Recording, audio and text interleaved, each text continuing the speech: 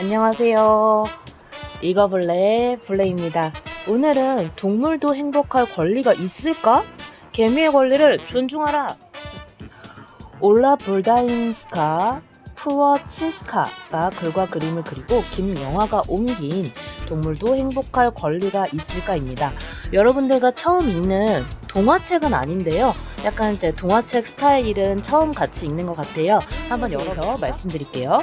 올라 볼다인스카 푸워친스카는요, 폴란드 포즈난에서 그림을 그리면서 북 디자인을 하고 있어요.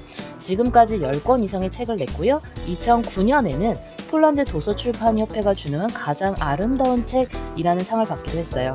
평소 동물에 관심이 많고요. 채식주의자이고 음식과 아기 돼지를 그리는 것을 굉장히 좋아한답니다. 옮긴이 김영환님은요, 한국 외국어대학교 폴란드어를 공부했고요. 옮긴 책으로는 기상천의 발명백과 버섯과 균, 알, 마녀와 고양이와 오맛 아이들, 그리고 기발한 동물학 개론 등이 있습니다. 사례를 보면 총 36개의 이야기들이 있어요. 그래서 시작하는 이야기는 동물을 지배하는 이기적인 사람들로 시작해서요. 마지막은 한국의 동물보호법으로 마무리가 됩니다. 첫 장을 보면 우리가 사는 땅이 망가지면 우리도 결국 망가지고 만다. 인간은 생명의 천을 짜는 것이 아니라 그 천을 이루는 한 가닥 작은 실일 뿐이다. 존 시드웰 산처럼 생각하라에서 나온 말을 아주 큰 글씨로 이렇게 적어 주었어요. 첫 장을 읽어볼까요? 동물을 지배하는 이기적인 사람들. 꿀벌은 들판에서 자유롭게 꿀을 모으며 살고 햄스터는 철망에 갇혀서 사람들이 주는 모이를 먹으며 살아요. 어떤 코끼리는 넓은 초원을 어슬렁거리며 지내고 어떤 코끼리는 동물원의 좁은 우리에서 답답하게 지내요. 노루는 자신을 위해 풀을 뜯어 먹지만 젖소는 사람들에게 우유를 제공하기 위해 풀을 뜯어 먹어요. 이런 결정은 누가 내렸나요? 오늘날에는 동물이 어떻게 살지를 사람들이 마음대로 결정하고 있어요. 그렇지만 항상 그래 왔던 것은 아니에요. 처음부터 동물이 사람의 소유물이었던 건 아니에요. 문명이 발달하면서 사람들은 동물들을 지배하기 시작했어요. 사람들은 자신이 세상에서 가장 강하고 영리한 존재라고 생각했고 다른 생명뿐만 아니라 사람들을 둘러싸고 있는 자연 전부를 자기 마음대로 할 권리가 있다고 여겼어요. 마음대로 자연을 주무르는 인간은 언젠가 끔찍한 비극을 맞이하지 않을까요? 다음 장은 원시인들의 사냥에 대한 이야기인데요. 점심밥을 위한 추격이라는 부제가 있어요. 원시인들이 그 당시에는요, 동물들과 자신을 동등하다고 여겼대요. 원시인들은 육식동물보다 더 약하고 느렸기 때문에 무기 없이는 동물들과 도저히 겨룰 수가 없었다고 해요. 무기를 이용해 사냥한 동물에게서 고기를 얻었고요. 도구와 장식품을 만들기 위해 또 뼈, 추위로부터 보호해줄 옷을 만들 가죽을 얻었답니다. 사냥한 동물은 여럿이 똑같이 나누어 가졌다고 해요. 어쨌든 사람들은 사냥을 하고 떠돌아다니지 않고 한 곳에 살게 되는데요. 먹을 것을 찾아 계속 떠돌아다니던 사람들은 시간이 지나면서 한 곳에 오래 머무르기 시작했고요. 정착 생활을 한 거예요. 사람들은 동물을 사냥하는 대신에 잡아서 가두어 기를 수 있다라는 것을 알게 됐지요. 하지만 당시의 사람들은 자신들이 동물들보다 우월하다고 여겼지만 동물을 함부로 대하지는 않았어요. 동물들 없이 살아갈 수 없다는 걸 알고 있었기 때문이죠. 철학자들은 논쟁을 했었어요. 아리스토텔레스는 기원전 4세기에 살았던 사람이고요. 그 시기 공룡이 살던 때보다는 한참 뒤지만 지금보다 아주 오래전이지요.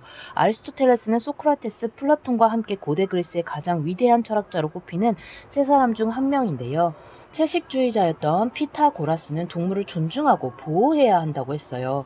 하지만 아리스토텔레스는 자연에 있는 모든 것은 자신의 역할이 있다고 생각했고요. 식물은 동물의 먹이가 되는 것이 당연하고 사람은 동물을 이용하는 것이 당연하다고 말이죠. 그래서 마음대로 동물을 대하는 것이 동물에게 고통을 주는 행동이라도 헛된 것으로 보지 않았다고 해요. 피타고라스는 아리스토텔레스보다 앞선 시대인 기원전 6세기의 그리스에 살았고요. 피타고라스는 철학과 수학을 연구했다고 해요. 대한민국에 사는 사람이라면 1인 1닭, 도시로 간 닭이 낯설지 않으실 것 같은데요. 점점 사회가 발전하면서 많은 사람이 도시로 갔고 농촌에는 갈수록 사람이 줄었어요. 반면 도시 사람들에게 닭은 그저 음식 재료인 고기 덩어리일 뿐이고 그 고기 덩어리는 마트나 시장에 가면 언제든지 살 수 있지요. 한국에서는 한 사람이 1년에 약 20마리의 닭을 먹는다고 해요. 한 달에 약 1.6마리를 먹는 셈이에요. 약 973만 명이 살고 있는 가장 큰 도시인 서울을 예로 들어볼까요? 서울에 사는 사람들이 모두 닭을 먹으려면 한 달에 1,550만 마리가 필요해요. 매달 이만큼의 닭이 서울로 운반되고 있는 거예요. 어마어마한 양이죠. 전 세계와 모든 사람들이 닭을 먹으려면 도대체 매달 몇 마리의 닭이 필요할까요? 동물을 괴롭히는 공장식 축산. 수백 년간 사람들은 먹을 것을 직접 키우고 잡았어요. 그렇지만 오늘날에는 가축을 공장식 축산 방법으로 기르고 있어요. 농장에서는 최대한 많은 달걀과 고기를 얻으려고 닭이나 돼지를 아주 작은 공간에 가두어서 기르지요. 이러한 공장식 축산 농장에서는 몇천 마리나 되는 동물을 한꺼번에 기르고 있어요. 소, 닭, 돼지들이 몇천 마리나 모여 지낸다니 얼마나 숨이 막히고 답답할까요? 이런 곳에서 동물들이 과연 편하게 지낼 수 있을까요? 동물들은 매우 예민한 청력을 가지고 있어서요. 우리가 생각하는 것보다 소음을 잘 참지 못한답니다. 집에서 기르는 동물 중에는 고양이가 소음을 가장 잘 참고요. 개가 가장 견디지 못한다고 해요. 그러니 우리 그 마음을 좀 알아줘요. 재활용품, 즉 플라스틱이나 이런 것들로 옷이나 신발을 만드는데요. 플라스틱 병으로 만든 신발이 있어요. 여러분의 발을 한번 내려다 보세요. 혹시 여러분이 신고 다니는 신발은 무엇으로 만들었는지 생각해 본 적 있나요? 우리는 이제 리사이클링, 물건을 재생하여 다시 이용하는 일을 말하는데요. 이렇게 요즘에는 재생 원료로 신발을 만드는 회사도 늘고 있어요. 신발 회사 중에는 바다에 버려진 플라스틱 병과 그물을 이용해서 신발을 만드는 곳이 있거든요. 자, 그런데 여러분이 돈을 내지 않고 친환경 신발을 가지고 싶다면 직접 만들어 신을 수 있어요. 다만 신었을 때 판매하는 것보다 편하지 않고 예쁘거나 세련되지 않겠죠? 하지만 분명 독특할 거예요. 가장 값이 싸며 가장 친환경적인 방법이자 가장 건강한 방법이 있는데요. 그건 바로 맨발 걷기라고 합니다. 샴푸, 비누 화장품에 여러 가지 화학 성분이 들어있어요. 그래서 새로운 화장품을 사기 전에 반드시 우리 몸에 안전한 성분을 썼는지 확인해야 해요. 나쁜 성분은 우리 몸에 가려움증, 발진, 붉은 반점이 생기게 해요. 뱃속 아기에게는 기형을 일으킬 수도 있지요. 얼마 전까지만 해도요. 많은 기업에서 화장품 원료를 동물의 피부에 발라보는 실험을 했었는데요. 2013년부터 유럽에서는 화장품을 만들 때 동물 실험을 거친 제품을 팔지 못하도록 하고 있답니다. 그러나 여전히 동물 실험을 하는 나라들이 있는데요. 동물 실험은 이제 그만할 수 있었으면 정말 좋겠어요. 달걀에 쓰인 숫자들을 아시나요? 암탉으로 살아간다는 건 결코 쉽지 않지요. 죽을 때까지 알만 낳는 일은 힘들고 괴로우니까요. 사람들은 행복한 암탉만이 맛있는 달걀을 낳는다는 사실을 모르는 것 같아요. 암탉은 매우 감성적이고요. 영리하답니다. 만일 누군가가 가끔 안아준다면 행복해할 거예요. 가게에서 파는 달걀의 껍데기에는요. 1, 2, 3, 4라는 숫자가 적혀 있는데요. 사육 환경 번호인 이 숫자를 보면 달걀을 낳은 암탉이 어떤 환경에서 길러졌는지 알 수 있어요. 4번 기존 케이지, 가장 돈이 적게 들지만 가장 나쁜 방법이죠. 3. 개선된 케이지, 암탉들이 답장 안에서 돌아다닐 수는 있지만 좁고 캄캄한 환경인 건 마찬가지예요. 2. 축산의 평사, 암탉들은 여전히 비좁은 공간에 살고 있어요. 그렇지만 닭장 안팎이나 축사를 자유롭게 돌아다니고 모래 목욕도 할 수 있어요. 1. 방사, 암탉들은 넓은 방목장에서 자유롭게 다닐 수 있어요. 깨끗한 환경에서 신선한 공기를 마실 수도 있답니다. 우리가 3이나 4가 적혀져 있지 않은 달걀을 구매할 수 있다면 참 좋겠죠? 사람이 괴물처럼 보이는 곳, 살아있는 동물을 파는 가게는 다른 가게와는 달라요. 동물이 있는 투명 우리나 새장 가까이에 얼굴을 대지 않는 게 좋아요. 사람들이 얼굴을 가까이 들이민다면 동물들에게는 여러분이 괴물을 만났을 때와 비슷한 느낌을 줄 거거든요.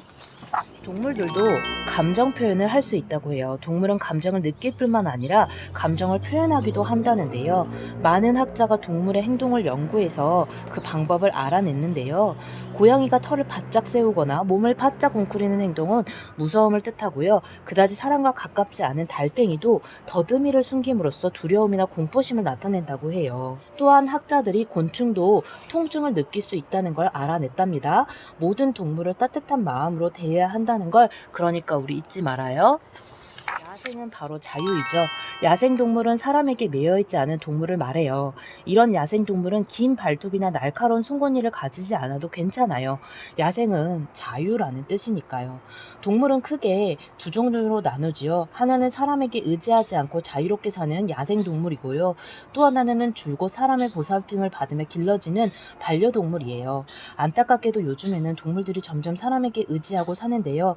왜냐하면 사람이 지나치게 자연환경에 개입하고 있기 때문이에요. 개입한다는 건 간섭한다는 뜻이지요. 사람들은 지구의 거의 모든 곳을 가보하고 개발했어요. 이제 인간이 가본 적 없는 동물이나 자연을 발견하기가 점점 더 어려워지고 있답니다. 채식주의자가 점점 많아지고 있는데요. 채식주의자는 무엇을 먹을까요? 캐슈너트 치즈, 비트 초콜릿 케이크, 콩 소시지, 부추두부 스크램블, 샐러드. 채식주의자들은 그들의 먹는 음식에 따라 여러 단계로 나뉘는데요. 비건은 오로지 식물성 재료만 먹기 때문에 달걀에는 손대지 않는답니다. 그렇다고 아침부터 저녁까지 샐러드와 생야채만 먹어야 한다는 건 아니에요. 능숙한 비건 요리사는 위에 나와 있는 이런 요리들도 함께 먹을 수 있답니다. 세계 동물 권리 선언이 있는데요. 이 선언문을 한 번만이라도 읽어본다면 우리가 동물을 어떻게 대해야 할지 알 수 있어요. 세계 동물 권리 선언. 세계 동물 권리 선언은 동물의 권리에 대해 말하고 있는 세계에서 가장 중요한 문서예요.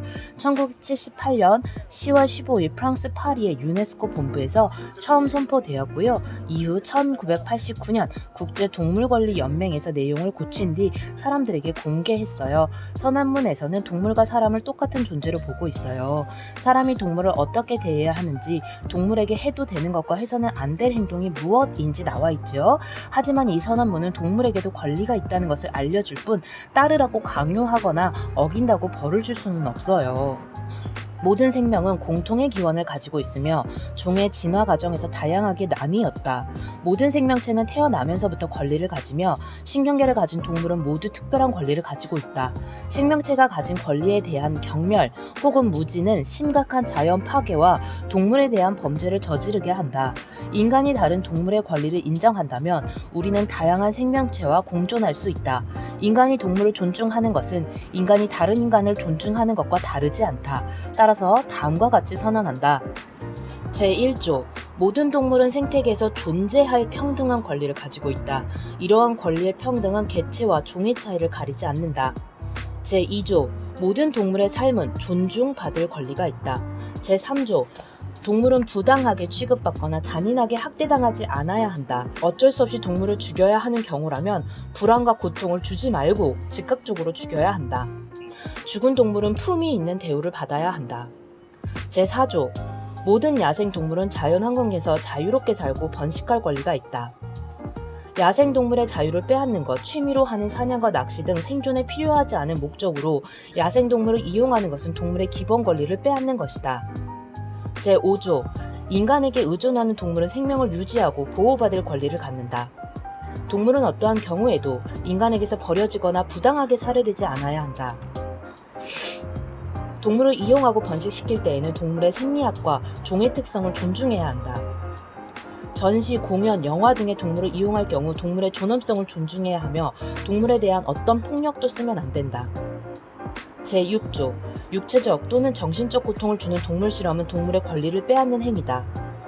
인간은 동물 실험을 대체할 방법을 개발하고 체계적으로 실천해 나가야 한다. 제7조 동물을 죽게 만들 수 있는 불필요한 행위 그리고 그러한 행위를 하게 만드는 어떠한 결정도 모두 생명체에 대한 범죄로 여긴다. 제8조 야생종의 생존을 위태롭게 하는 행위와 그런 행위를 하게 만드는 결정은 대량 학살과 마찬가지이며 생물종에 대한 범죄 행위이다. 야생동물 학살 그리고 생태계를 오염시키고 파괴하는 행위는 대량 학살과 같다. 제9조 동물의 구체적인 법적 지위와 권리는 법으로 인정되어야 한다. 동물 보호와 그들의 안전은 반드시 정부 조직에서 제도로 만들어 보장해야 한다. 제10조 교육 및 학교 당국은 사람들이 어린 시절부터 동물을 관찰하고 이해하고 존중하는 법을 배울 수 있도록 해야 한다. 마지막으로 한국의 동물보호법도 있는데요. 한국은 1991년에 처음으로 동물보호법을 만들었답니다. 동물은 살아있는 존재로서 고통을 느낄 수 있어요. 동물은 함부로 다루어도 되는 물건이 아니에요. 한국의 동물보호법은요, 동물을 보호하고 관리하기 위해 만들어졌어요. 사육 방법, 동물의 분양이나 기증, 동물 실험 등에 대해 나와 있고요. 하지만 이런 법이 있다는 것조차 모르는 사람도 많고, 동물을 학대해도 강력하게 처벌받는 경우가 드물어서 안타까운 실정입니다. 오늘은 동물도 행복할 권리가 있을까? 라는 질문을 해보는 동화책 같은 책을 읽게 되었어요. 우리 읽어볼래 님들은 어떻게 생각하시는지 궁금하고요. 우리 사람도 동물이니까 사람이 행복할 권리가 있는 거라면 동물도 행복할 권리가 있는 것은 아닐까라는 생각을 해봅니다. 그럼 함께 읽어주셔서 감사해요. 다음 시간에 만나요. 안녕.